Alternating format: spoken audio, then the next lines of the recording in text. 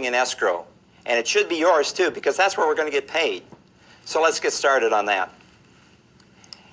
In talking about closing, depending on the part of the country you're in, there's lots of terms that we're going to use. We might call it settlement. We might call it settlement and transfer. We might call it closing title. We might call it closing escrow. Basically, they're all the same thing. The major difference is this, is that typically in the western part of the United States, we're going to close at a title company or an escrow office, and the eastern part of the United States, we tend to close in attorney offices. But the process and the paperwork is very, very similar. And you'll see that when you take the test, you're not going to see questions that are going to fine-tune closing and settlement. You'll see general questions in that area that should be fairly simple to answer. Now, title and insuring title depends on the state that you're in. Some states will require that the title insurance companies insure what we call marketable title. That is title that a reasonable person would accept as clear and free from likely challenge.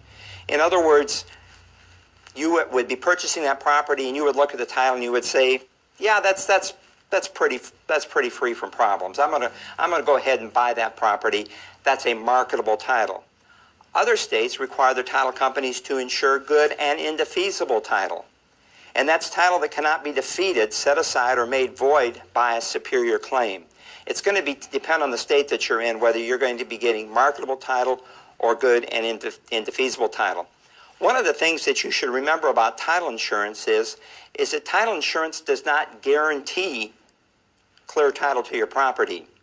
When you buy car insurance, it doesn't guarantee that you're not going to have an accident. It just insures you in the event that you do. And that's what title insurance does. It insures the owner of the property in the event that there's a problem in the title in the future. But it doesn't guarantee anything. And sometimes we see some test questions on that, and we'll say title insurance guarantees. No, title insurance does not guarantee, it insures. Now, when a property is put into title, or the process is this. The contract, once the contract is written, it's going to go to the title company or possibly to an escrow office, and they're going to send that on to the title company. And the title company is going to start examining that title. The first thing that they're going to do is they're going to send it over to their title plant, and their title plant is going to look at the chain of title. That's a succession of conveyances of the title. Now, in looking at that chain of title, we can draw that out, and we can actually look at it like the links of a chain. This first link in the title, if you remember, that's called a patent.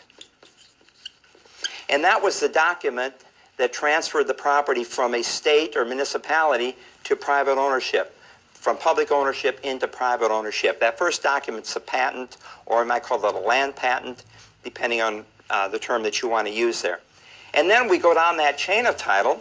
This could be, for example, a general warranty deed. Maybe this document here is a divorce. This document here, again, a general warranty deed, a special warranty deed, and so forth and so on down the chain of title.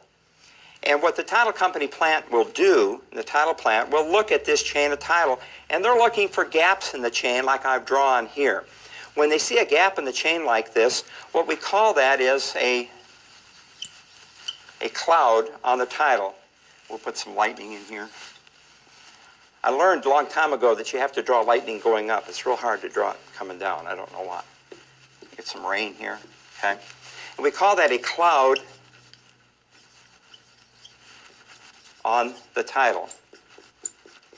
And the cloud we have here is this divorce situation. We're looking at the divorce decree. It wasn't really clear who got the house, if the lady got the house or the guy got the house. I think it was Zsa Zsa Gabor that said, I'm a great housekeeper. Every time I get divorced, I keep the house. It wasn't really clear with this divorce situation, so when the title company looked at this, they said, well, wait a minute, we got to figure out if Fred owns any part of this house or not. Well, they talked to the people and they found out, no, Fred didn't get the house this time either. And so we had to find Fred. When we found Fred, we had Fred sign a quitclaim deed.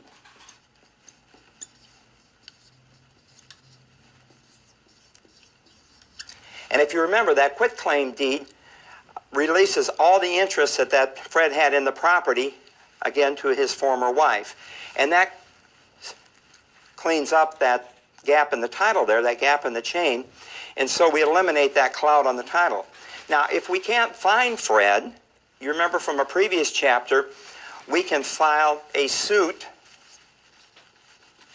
to quiet title. And as we talked about that suit to quiet title, we said that we have to publish in the last known place where Fred was. We publish in a newspaper, and we say, Fred, you either come out and stake your claim to this property, or we're going to take your name off the title.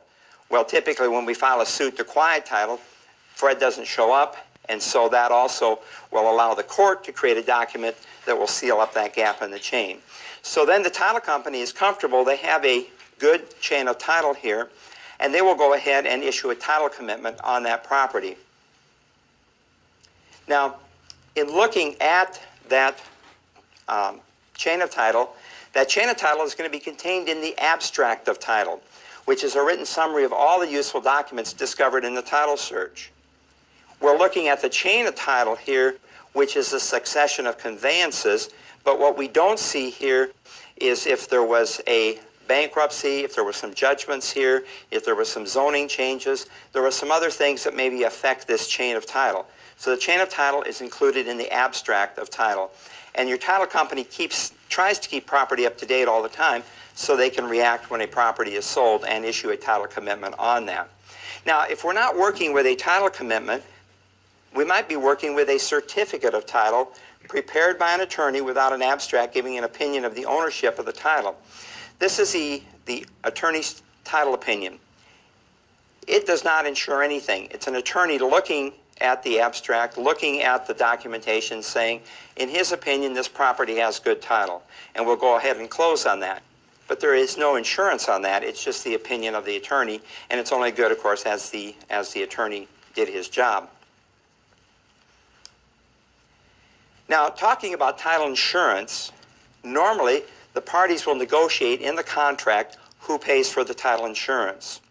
RESPA has addressed this situation also, and Section 9 of RESPA prohibits a seller from requiring the home buyer to use a particular title insurance company either directly or indirectly as a condition of the sale. And some people will say, well, the seller is paying for the title policy, he gets to choose the title insurance company. That's not what RESPA says. RESPA says prohibits a seller from requiring the homeowner to use a particular title insurance company. It doesn't talk about who pays for it. So the interpretation seems to be that no matter who pays for it, the buyer is going to get to choose that title company. But that is a negotiation in the contract, in most contract forms. Now, once the title company has looked at this chain of title, looked at the abstract, they're going to issue a title commitment. And that title commitment is going to come to the agents involved in the transactions. And I suggest to you that you read that title commitment, because that title commitment is going to have information on that seller, and if he has marketable title or good and indefeasible title. I did a sale recently, and I got a copy of the title commitment back for my seller. And I'm reading down through the title commitment, and it says that he is behind on his child support payments. Well, my seller was 79 years old. And I thought, you know, he's not telling me something if he's behind on his child support payments. And to find out, of course, it wasn't him, it was somebody else with the same name. But it's a reason to read that title commitment so you can clear that problem up before you get to closing. You don't want to have those kind of surprises at closing. You want to get those taken care of before you get to closing. Now, that owner's title policy insurance then starts with that commitment. The title company then will do another search just shortly before you close, and then it will do a third search before it records the deed after closing. So the title company is being very careful to make sure that there's no problems with that title, because they're going to insure that title into the future for that new owner. Now, typically, if there's a mortgage involved with the property, or a deed of trust involved with the property, there's also going to be a lender's title insurance policy that's going to be issued. We could call that the lender's title policy or title insurance policy, but you might also see it referred to as the mortgagee's policy. And you remember we talked about Simon Legree, the mortgagee? He's going to be the lender in the transaction.